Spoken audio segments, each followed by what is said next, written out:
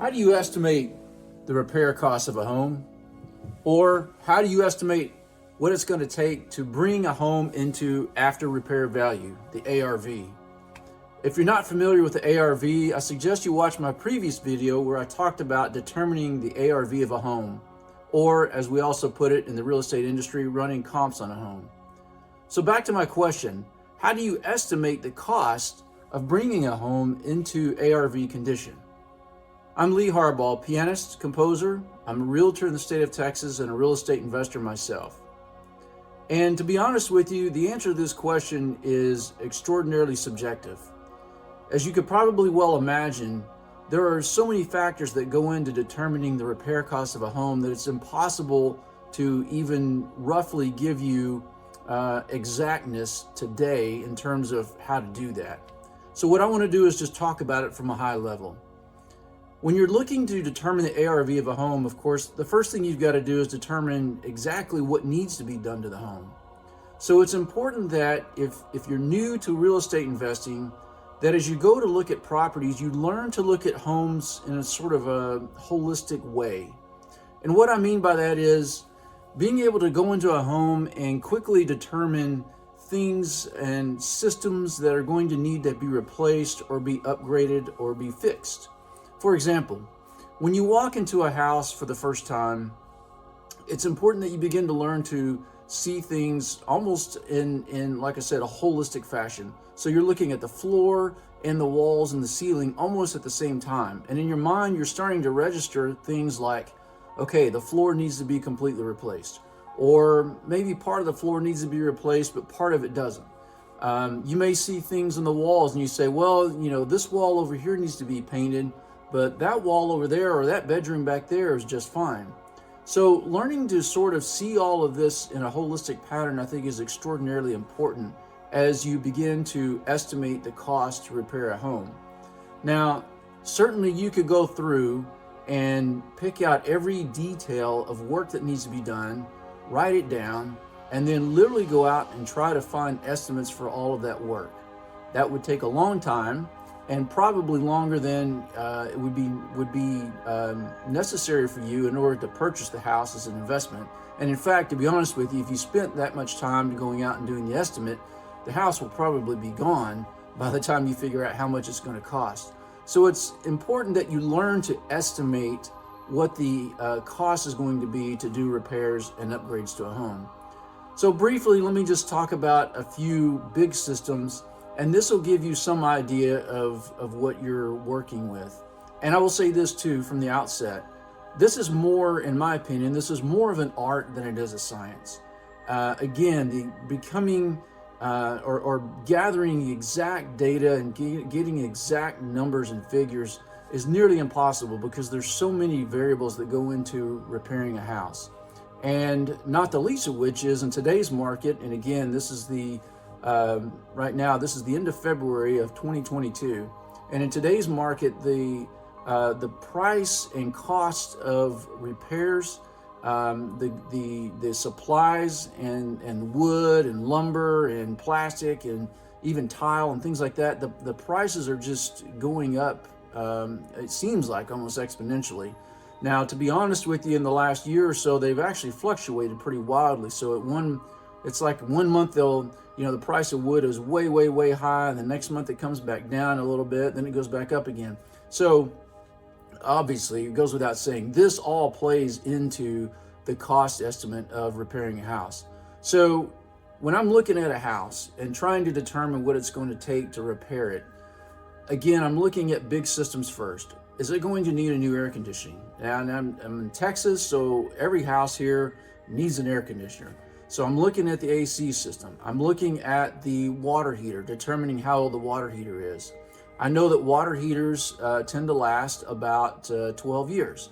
So if I walk into a house and a water heater is 20 years old, I know right away I need to replace that water heater. And depending on the type of water heater, depending on where the water heater is, it's going to cost me anywhere from probably $2,000 to $6,000 or so to replace a water heater. If I have to replace an air conditioning system, most of those are going to be around $6,000 to $7,000, depending on the type of system you buy and so forth. But if you're going to replace it completely, today the cost of a new AC unit is about $6,000 to $7,000. So right there, those are two big systems that are relatively easy to look at and determine the cost for. If you're going to have to do paint, and then again, this is going to depend on the size of the house, the type of paint you're going to use, and so forth. But let's just say I'm going to do a 1,500 to 1,700 square foot house, and let's say it's going to need the entire exterior repainted. Well, I know just from having done this some that the paint job alone on that is going to probably run me $3,000 to $4,000.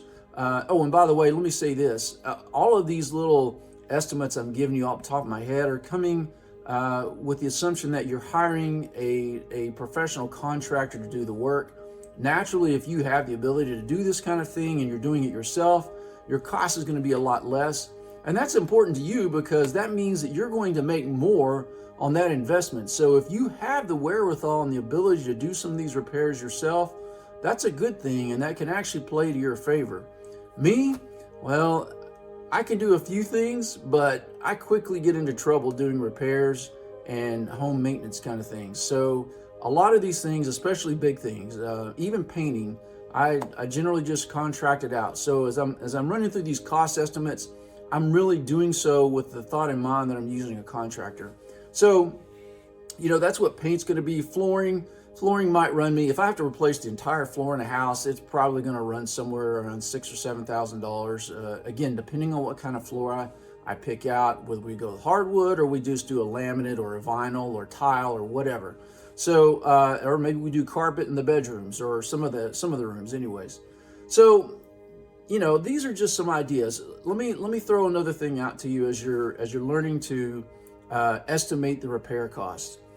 You can kind of look at whole rooms, if you will. So like a kitchen, for example, if you know you're going to have to redo a kitchen, and again, let's just talk about a house that's maybe 15, 17, 1,800 square feet, something like that. If you're going to have to do a whole kitchen, like replace counters, you might have to replace the appliances like the dishwasher, the range. Let's say you're going to have to do a little bit with the cabinets. If you have to replace cabinets completely, that can get pretty expensive. So let's say you're just going to get the cabinets, and you may have to replace the hardware, but you can take the doors off, and let's say you can repaint them and make them look really nice, and they're still in somewhat, good functional shape. Then, doing an entire kitchen, you might get away with it for something like, $15,000 or so. That's, if you're going to put granite counters in it and so forth. But sometimes, some people go the extra mile with redoing a kitchen. A kitchen is an important room in a house, and a lot of buyers look for the kitchen first when they look to determine the house they want to buy. They want to look for a house that has a very, very nice kitchen. So, if you're going really upscale in the kitchen, you might end up spending somewhere around $30,000 to redo a kitchen. If you're going to redo a bathroom, again, that might cost you anywhere from $10,000 to $20,000 depending on what you do to it. But what you can do is you can kind of get used to determining the rough cost of doing a bathroom, the rough cost of doing a kitchen. And then when you walk into a house, okay, I'm probably going to spend $25,000 on the kitchen. In this case, I'm going to spend $20,000 on the bathroom. I might spend $5,000 on the floor, whatever. It gets to the point where you kind of get used to being able to quickly just ballpark what it is. Now, here's the key. Once you ballpark, you probably want to think in terms of overestimating. So if I run through everything and I say, I think it's going to cost me $20,000 to repair this house, right away I'm saying to myself, that's probably going to end up being more like $35,000 or $40,000. Now that may sound like a ridiculous amount to you, but just take it from someone who's done this a number of times and who have helped other people do this a number of times. It almost always seems that we underestimate the cost of doing repairs, because invariably there are things that we get into and we didn't see them at the outset, and we've got to do them before we can really fix the house up and get it sold. So just to kind of summarize again, learn to do estimates in a sort of a big picture, holistic way for repairing a house. To me, the easiest thing to do is learn to do it by room. You know, what's it going to take to fix the kitchen? What's it going to take to paint the whole house? What's it going to take to do the floor in the whole house? Learn your big systems. What's it going to take to replace an air conditioner, a roof? If you're going to have foundation work done to it, what's that going to cost? Most houses around here, if foundation work has to be done, and again, if we're talking about a 1,500 to 1,700 square foot house, in a worst case scenario, that's probably going to cost $20,000. But it could be just anywhere. It could be like as low as $2,000 or $3,000 if it just needs 1 or 2 piers put in it. So, you gotta kind of learn to look at this and give yourself a fair estimate. I will say this kind of in closing.